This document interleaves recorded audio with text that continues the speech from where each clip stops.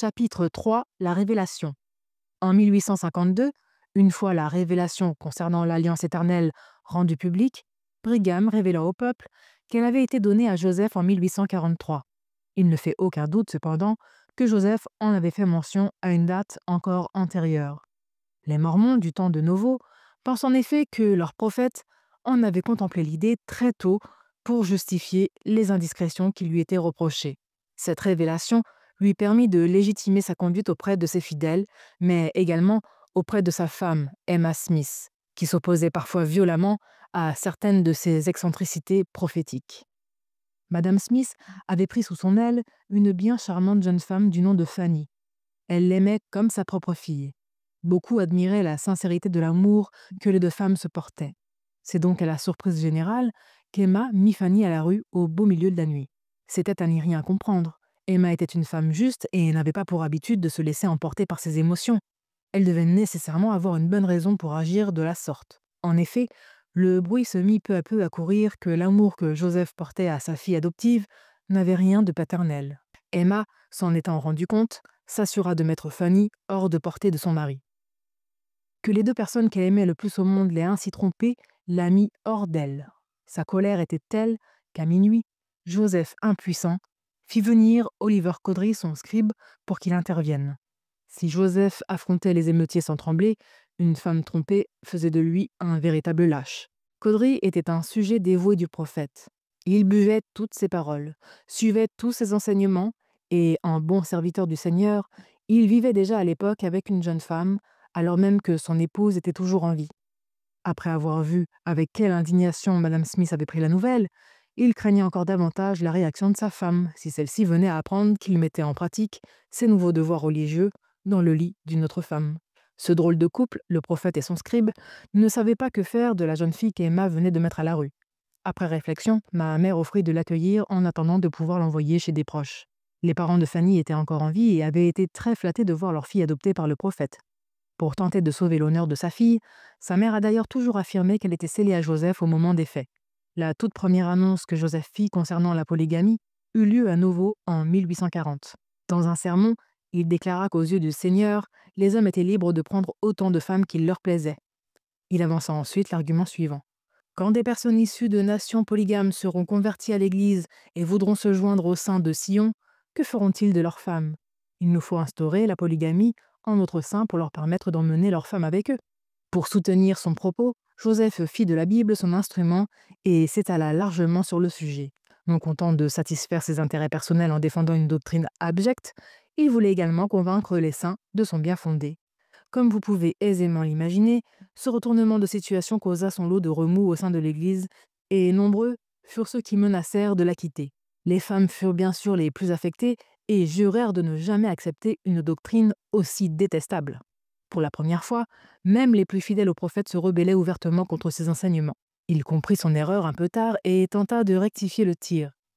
Il était, semble-t-il, trop tôt pour que le Seigneur se prononce sur le sujet. Lors du sabbat suivant, pour calmer les esprits, il déclara qu'il avait seulement voulu tester les saints pour voir ce qu'ils étaient à même de supporter.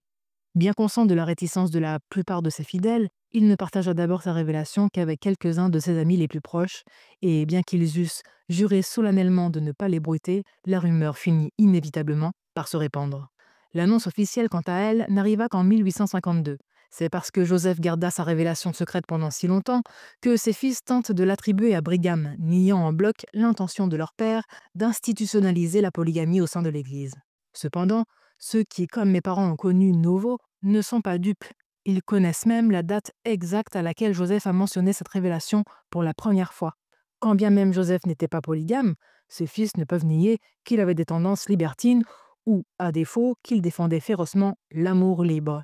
Qu'importe, le résultat n'en est pas moins désastreux. Madame Smith n'accueillit pas plus chaleureusement la nouvelle doctrine que les autres mormones. Elle ne connaissait que trop bien la vraie nature de son mari et ne croyait pas, par conséquent, à l'origine prétendument divine de sa révélation. Du vivant de son mari, elle n'eut de cesse de s'opposer à cette doctrine infâme. Pour vous donner un exemple, Joseph hébergea pendant un temps 11 filles adoptives. Si sa femme crut d'abord en sa bonne foi, il s'avéra ensuite qu'il était secrètement scellé à chacune d'entre elles. Bien sûr, les parents de certaines d'entre elles étaient encore en vie, mais il arrivait toujours à justifier ses adoptions. aucun saint n'osait remettre sa bonne foi en question, et ce, alors même que nombre d'entre eux se méfiaient de ses véritables motivations. Personne n'osait évoquer le sujet en public. En tout cas, pas jusqu'à ce que sa femme se rende compte de ce qu'il se tramait. Malheureusement pour Joseph, il n'était pas dans le caractère de sa femme d'accepter docilement un tel affront. Le plus calmement du monde, mais avec une détermination suffisante pour qu'il comprenne que ces menaces étaient bien réelles, elle lui offrit ce choix. Les filles partent ce soir, ou c'est moi qui m'en vais. Très bien, répondit son mari, ne supportant pas de la voir contester ainsi son autorité. Va-t'en, dans ce cas, car elle reste. Elle quitta la maison sans un mot. À peine avait-elle passé le pas de la porte que Joseph prit toute la mesure du pétrin dans lequel il venait de se mettre. Il savait bien que sa femme ne manquerait pas de répandre la nouvelle de son départ et ne cacherait rien des raisons qui l'avaient poussé à partir. L'idée d'une telle publicité lui fit froid dans le dos. Il n'était pas prêt à affronter la tempête qui suivait. Sa réponse irréfléchie venait peut-être de lui coûter son influence sur le peuple mormon. Il sortit donc après sa femme et lui promit de renvoyer les filles, ce qu'il fit dès le lendemain matin. Ainsi, Madame Smith remporta-t-elle une seconde victoire sur son mari. Emma Smith était, comme vous l'aurez sans doute constaté, une femme forte de ses opinions, qui exerçait une grande influence sur Joseph. Plus intelligente et sociable, elle prenait souvent le dessus sur lui. Malgré ses infidélités qui n'étaient un secret pour personne, Joseph éprouvait un grand respect pour sa femme.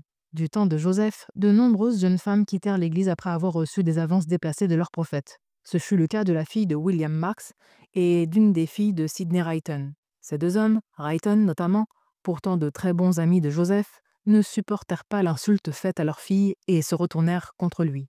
Marks se joignit au cercle d'apostats de William Law.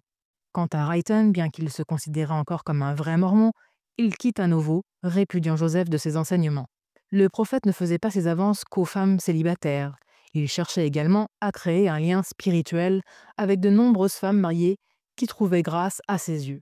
Pour ce faire, il leur expliquait que les anciens mariages célébrés selon la procédure gentille n'étaient pas reconnus par le Seigneur et s'avéraient par conséquent nuls et non avenus. Les femmes étaient libres de choisir un nouveau mari. Ils jouaient donc allègrement de leur piété et de leur désir d'accéder au royaume de Dieu. Lorsqu'il se heurtait à une victime réticente, il lui tenait ce discours. « Ma chère sœur, il est vrai que votre mari est un homme bon, très bon même, mais sachez que vos âmes ne sont pas sœurs et qu'il ne pourra pas vous sauver dans le royaume de Dieu. L'Esprit m'a révélé que vous m'étiez destiné. » Aussi incroyable que cela puisse paraître, ce raisonnement portait généralement ses fruits. Bien qu'elles eussent déjà des enfants, de nombreuses femmes acceptèrent de tromper la confiance de leur mari et de se sceller à Joseph. Pour garder les apparences, elles continuaient de vivre avec leur mari, alors encore persuadées qu'il était seul propriétaire de leur amour. Une femme m'a d'ailleurs confié ceci il y a peu. Le plus dur était de continuer à vivre avec mon mari alors que je le trompais. Cette femme avait cédé aux avances de Joseph, alors même qu'elle comptait parmi les sœurs les plus pieuses de l'Église. Sous couvert de religion, le prophète parvenait même à venir à bout des plus chastes. Sachez que les femmes scellées à Joseph étaient alors considérées avec le plus grand respect. En effet, on leur disait que si elles acceptaient de se soumettre sans broncher à tous les enseignements du prophète, elles se verraient assignées à une haute position dans le royaume de Dieu. Si elles osaient au contraire s'y opposer, elles ne valaient alors pas mieux que les apostats. Certaines de ces femmes ont avoué depuis qu'elles ne savaient pas qui était le père de leurs enfants. Rien d'étonnant, étant donné la promiscuité que connut l'Église à cette époque-là. Parmi les premiers convertis à la doctrine de la polygamie se trouvait Monsieur Noble. Facilement impressionnable ou, selon Joseph, plus fidèle, il acceptait bien volontiers tous les enseignements du prophète. Joseph avait fait des avances à la belle-sœur de Monsieur Noble et conseilla à ce dernier de se chercher lui aussi une seconde femme pour commencer sur le champ à bâtir son royaume. Ce dernier ne se fit pas prier. Accompagnés de leur fiancée spirituelle, ils se rendirent tous deux dans le plus grand secret sur les berges du Mississippi. Joseph y scella Noble à sa femme plurale et en retour, Noble en fit de même pour Joseph et sa belle-sœur. Ce furent les premiers mariages pluraux à être célébrés dans l'église mormone. La nouvelle épouse de M. Noble emménagea avec lui et sa première femme, ce qui, bien entendu, les rendit toutes deux très malheureuses. En public, elles maintenaient un semblant de cordialité, mais elles se vouaient en réalité une haine sans nom. La première femme s'effaça peu à peu jusqu'à ne devenir plus que l'ombre d'elle-même. Forcée à partager sa maison et les affections de son mari, il n'est pas surprenant qu'elle n'aspirât plus qu'à en finir avec la vie. La condition de la seconde épouse était encore moins enviable, si tant est que ce fût possible. Suite à son mariage avec Noble, elle avait donné naissance à un fils illégitime aux yeux de tous et s'attira la pitié de toute la communauté. Comme la polygamie devait rester un secret, elle ne pouvait expliquer sa situation. Ses parents, qui vivaient sur la côte Est, eurent le cœur brisé par la honte et vinrent immédiatement à nouveau pour ramener leur fille à la maison. Elle n'eut d'autre choix que de prendre son mal en patience et de faire la sourde oreille à leurs demandes. La mère, accablée par la honte, était inconsolable. La fille, quant à elle, sombra dans la folie. Le poids de sa vie devenu trop lourd, un destin d'ailleurs assez commun chez les femmes plurales. Avant toute cette histoire, c'était une jeune fille innocente et aimable, mais son âme sensible ne supporta pas cette nouvelle existence. Elle mourut en premier martyr de la polygamie. Son fils, le premier enfant à être né d'un mariage polygame mormon, vit aujourd'hui en Utah. La première femme de Noble mourut peu de temps après, le cœur littéralement brisé. Son mari a eu de nombreuses épouses depuis, mais elles sont mortes les unes après les autres. Il est aujourd'hui loué par le peuple mormon comme le premier homme à avoir eu le courage de répondre à l'appel de Joseph Smith. L'un des premiers à avoir eu connaissance du mariage plural, à l'exception de ceux qui s'y adonnèrent avec le prophète, fut le docteur John C. Bennett, maire de la ville en ce temps-là, divisionnaire de la Légion de Novo et ami proche de Joseph. Le bruit court que l'élève a depuis largement dépassé le maître. Il défendit le système avec tant de verve qu'il finit par s'attirer les foudres du prophète. En effet, il prêchait la doctrine à des femmes que Joseph se réservait, et comme les deux hommes chassaient sur le même territoire, leur amitié prit fin.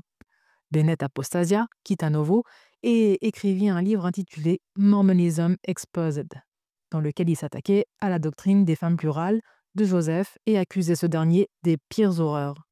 Cet exposé suscita la plus vive indignation. Pour sauver sa peau et accessoirement celle de son peuple, Joseph se vit contraint de nier en bloc toutes les déclarations de Bennett. De nombreux hommes et femmes haut placés nièrent également ces allégations, bien qu'ils sussent parfaitement que la plupart d'entre elles étaient avérées. Malheureusement, la mauvaise réputation de Bennett, que les gentils avaient toujours qualifié de débauché, déteignit sur son livre et celui-ci n'eut pas le succès escompté. La seule défense que Joseph parvint à trouver contre les accusations de son ancien ami fut de l'attaquer en retour. Il coupla le nom de Bennett à celui d'une femme de la haute société mormone de façon bien peu élégante et rendit public ce prétendu scandale.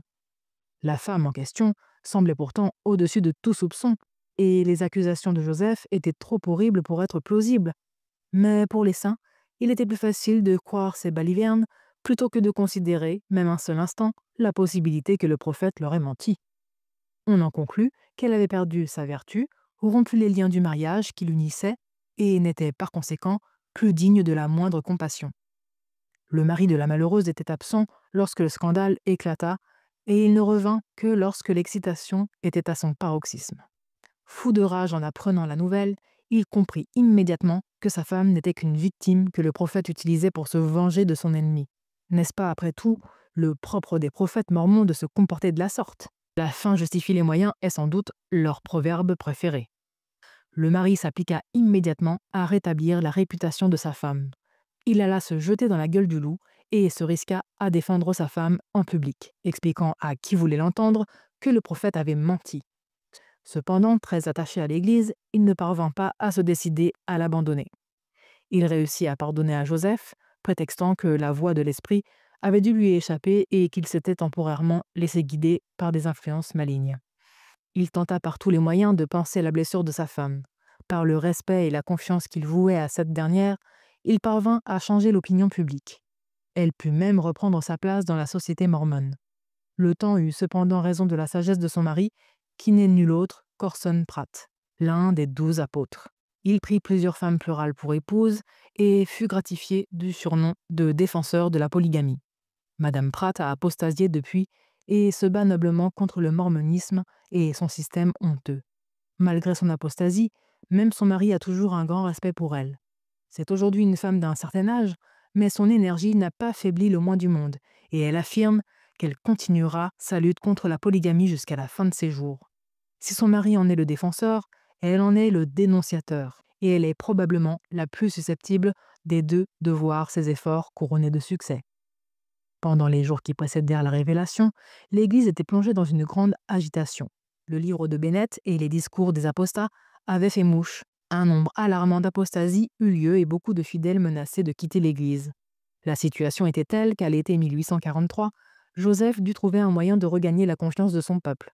Lorsque sa position de leader se trouvait mise en danger, Joseph recevait toujours une révélation divine qui lui permettait immédiatement de s'en sortir indemne.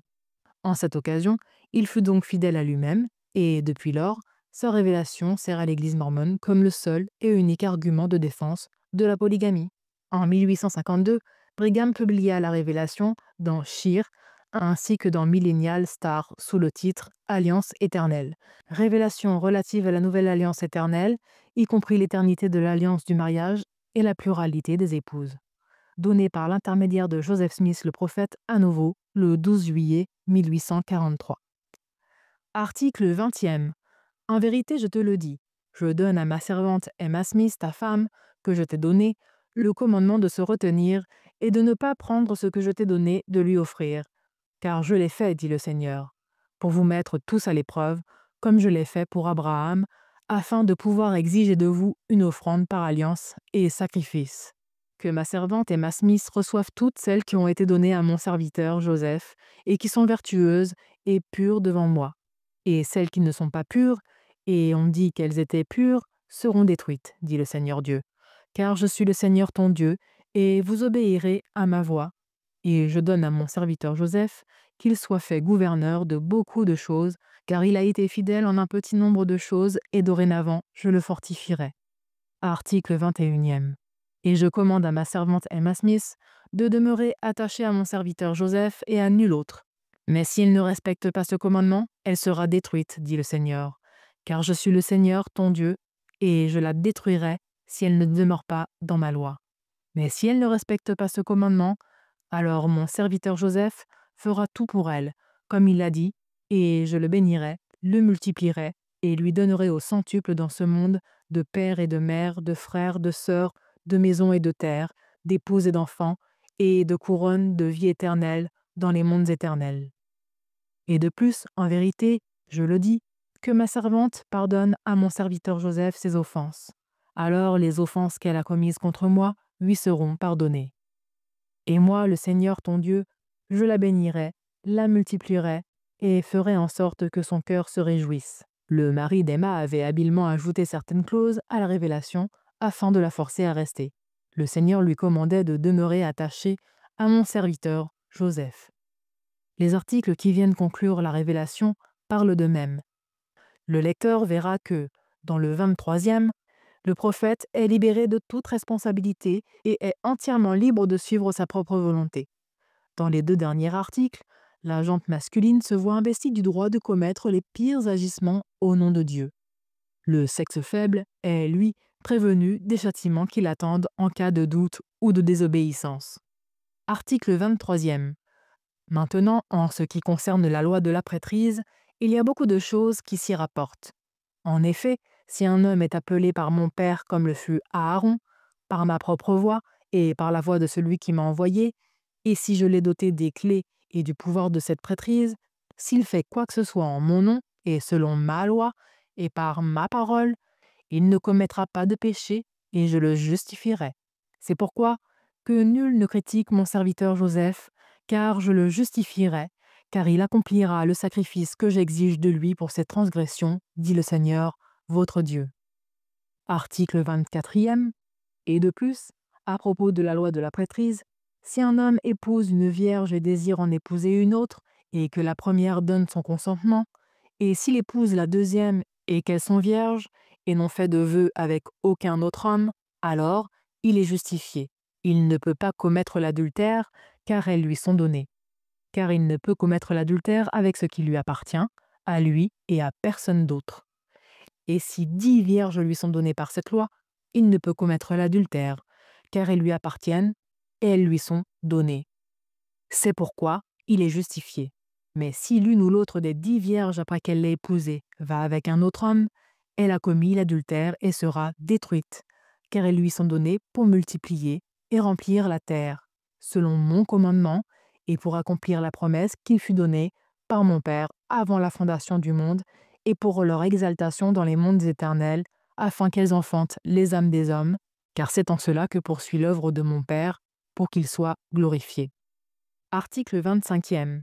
Et de plus, en vérité je te le dis, si un homme qui détient les clés de ce pouvoir a une épouse, et qui lui enseigne la loi de ma prêtrise en ce qui concerne ces choses, elle croira et le servira.